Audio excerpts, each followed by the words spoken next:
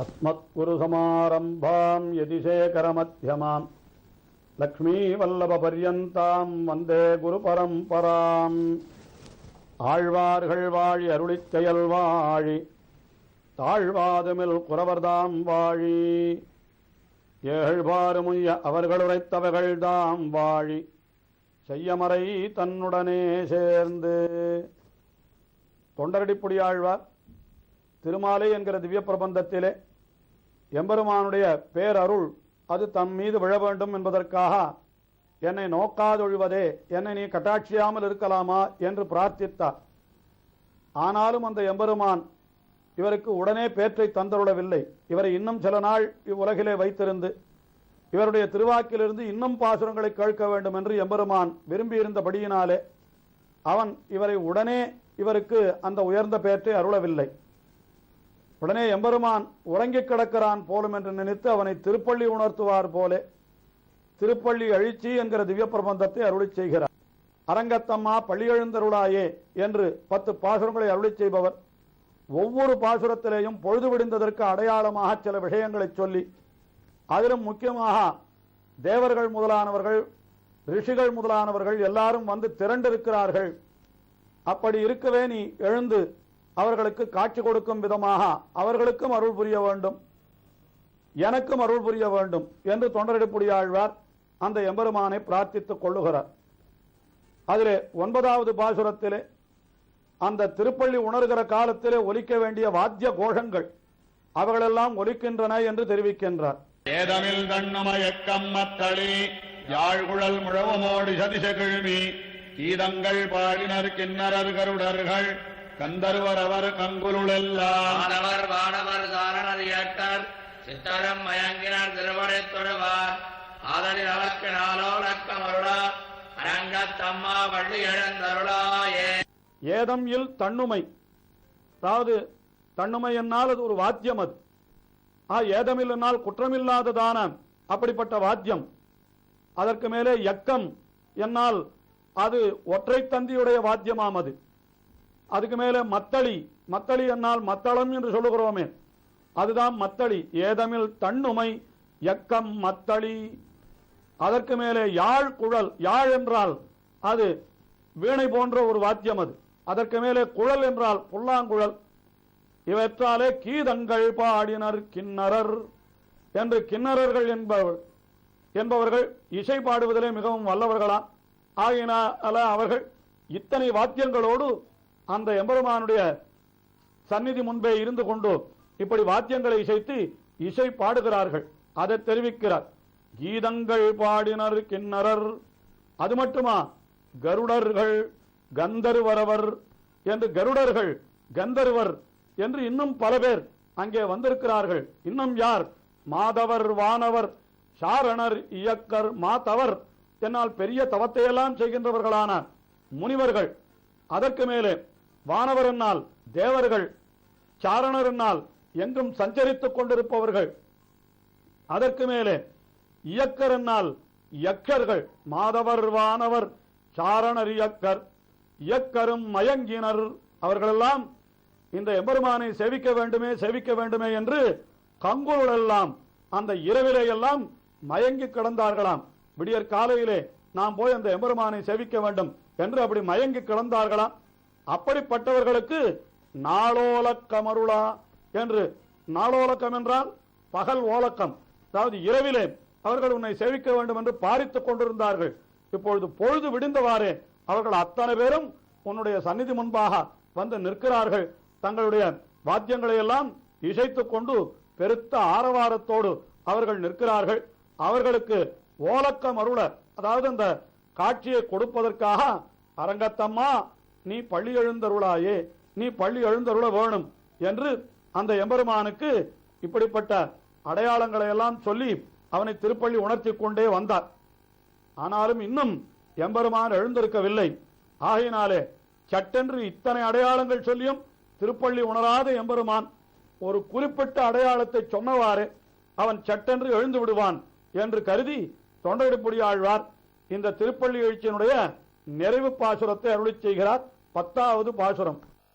மலர் கமலங்கள் மலர்ந்த நைவையோ கதிரவன் கடைகடல் முளைத்தனனிவனோ துடியுடையார் சுரிகுழல் பிழிந்துதறி துகிலுடுத்தேரினர் சூழ் புனலரங்கா தோடயம் பொழிந்து தோன்னியதோ தொண்டர் அடிப்படு என்ன வழியனை அடியன் அருளிவன் அடியார் காழ்படுத்தாய் பள்ளி எழுந்தருளாயே.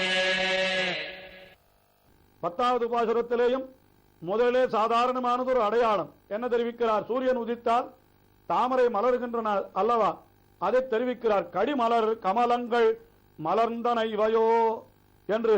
கடிமலர் கமலங்கள் நல்ல வாசனையுடைய தாமரை புஷ்பங்கள் எல்லாம் மலர்ந்து விட்டன என்று தெரிவித்தார்.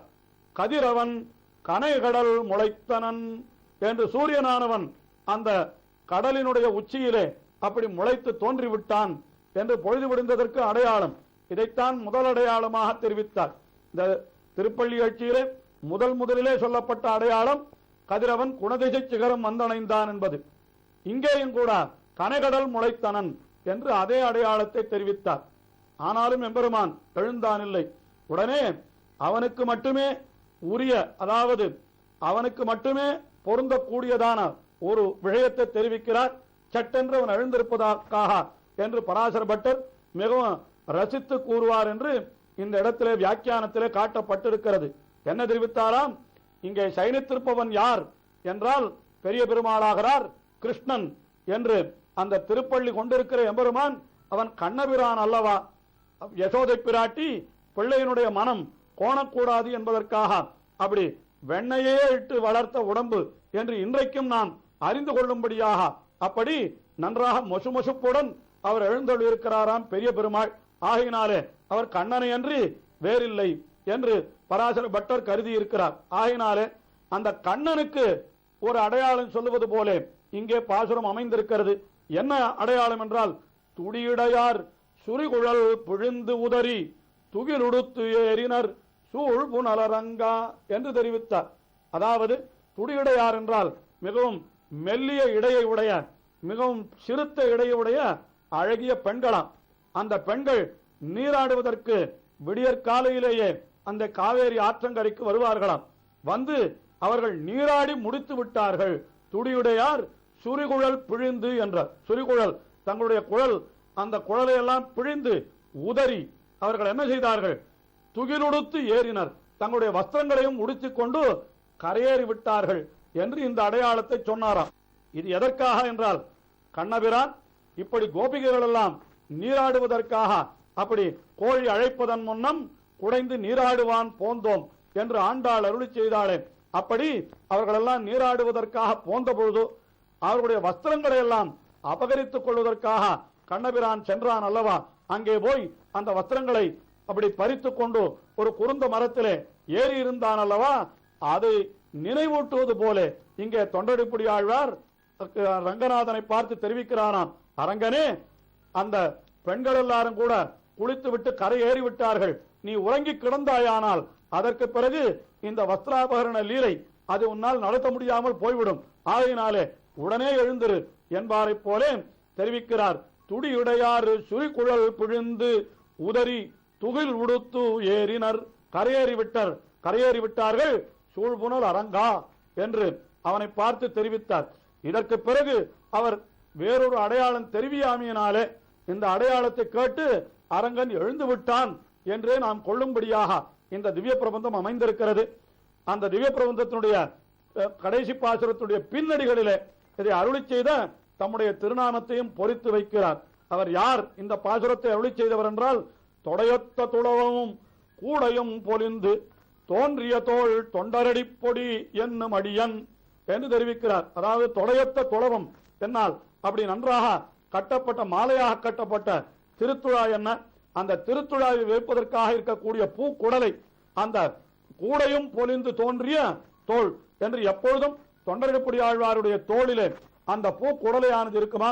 இன்றைக்கும் சந்நிதிகளை நாம் சென்றோமானால் தொண்டரடிப்புடி ஆழ்வார் அவர் ஒரு பூக்குடலையோட எழுந்தோடு இருப்பார். அவரை அடையாளம் கண்டுகொள்வதற்கு அதுவே நமக்கு சான்றாக அமைகிறது.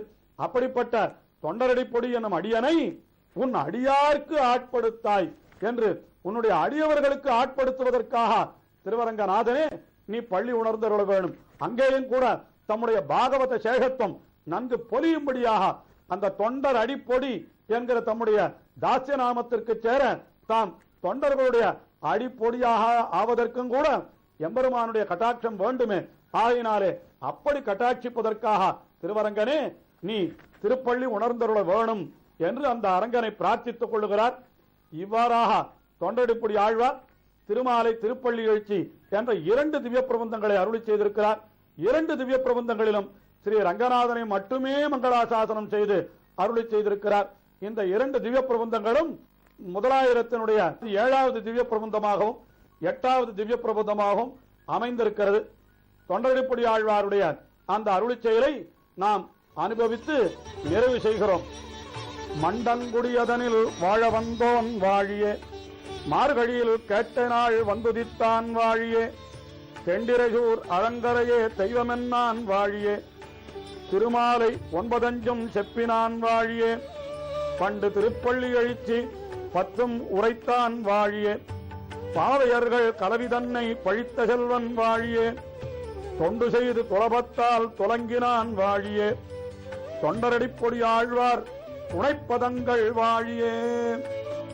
தொண்டரடிப்பொடி ஆழ்வார் திருவடிகளே சரணம்.